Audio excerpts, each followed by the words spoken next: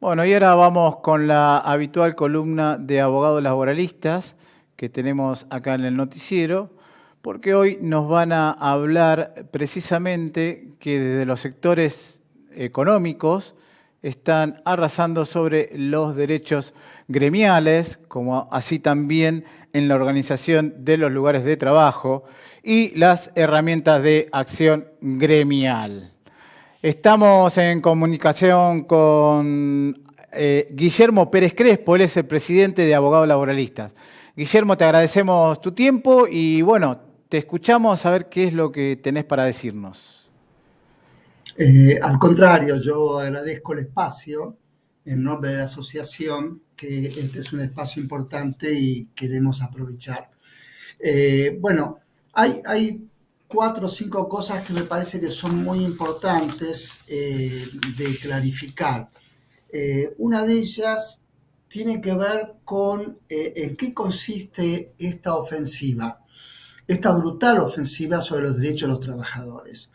Y cuando hablo sobre derechos de los trabajadores, estoy hablando de trabajadores que son personas, que los derechos que le están avasallando tienen que ver con sus vidas, con las vidas de sus familias, no son cuestiones menores, pero no siempre se las visualiza en toda su dimensión. Eh, yo quiero hacer dos o tres señalamientos, estamos por ahí habituados a una naturalización de una cantidad de derechos que la clase trabajadora fue conquistando durante varias décadas a través de sacrificios, de luchas, de construcción e imaginación para conseguir conquistas sociales, y que son derechos que de alguna manera parecían ser ya incorporados definitivamente, como el derecho a una limitación en la jornada de trabajo para que no fuera la brutalidad que existía hace un siglo atrás, el derecho a vacaciones, el derecho al aguinaldo, sueldo anual complementario, el derecho a la protección contra el despido arbitrario, estos derechos que, que nos parecen tan naturales, pero que sin embargo no todos los trabajadores venían teniendo o pudiendo gozar a lo largo del tiempo. Para no hablar, por ejemplo, de los trabajadores del agro en el interior del país, que en la zona de frontera o en otras zonas se han visto privados de muchos de estos derechos, y algunos de ellos han desempeñado tareas en condiciones de trabajo casi esclavo, semi-esclavo.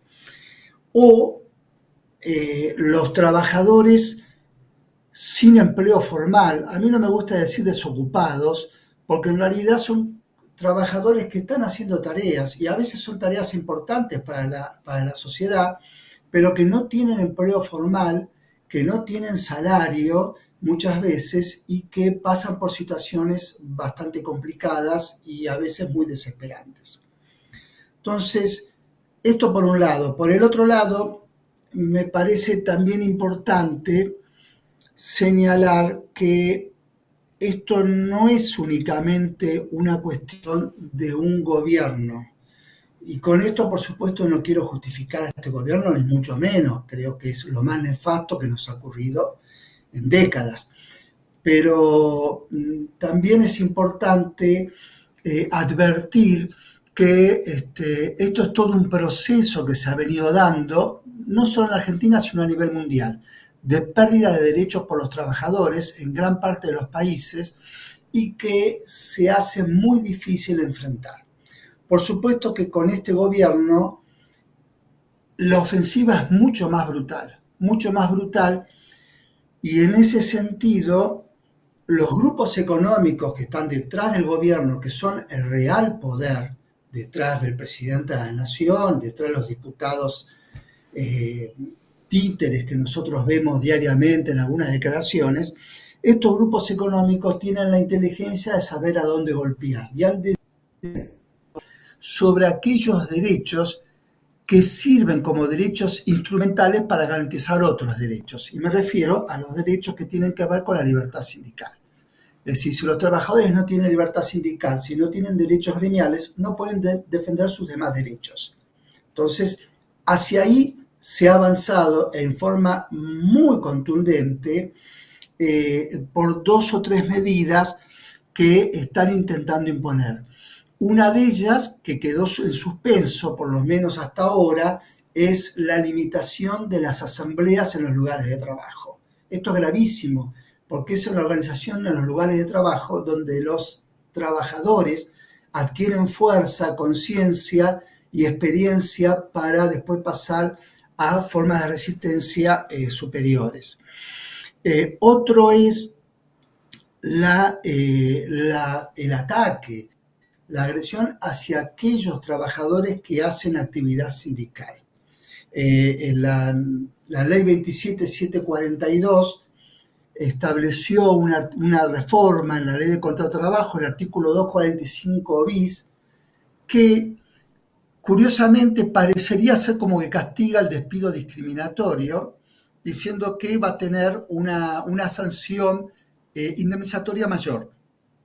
Pero a continuación dice claramente que el despido decidido de esta manera tiene plena eficacia, o sea que no se puede pedir su nulidad. ¿Esto qué significa? Esto significa que lo que en realidad se está haciendo es poniendo un precio al despido discriminatorio, poniendo un precio al despido de activistas. Entonces, quizás un pequeño empleador que tiene activistas gremiales le cueste despedirlos porque puede tener que pagar una indemnización un poco superior.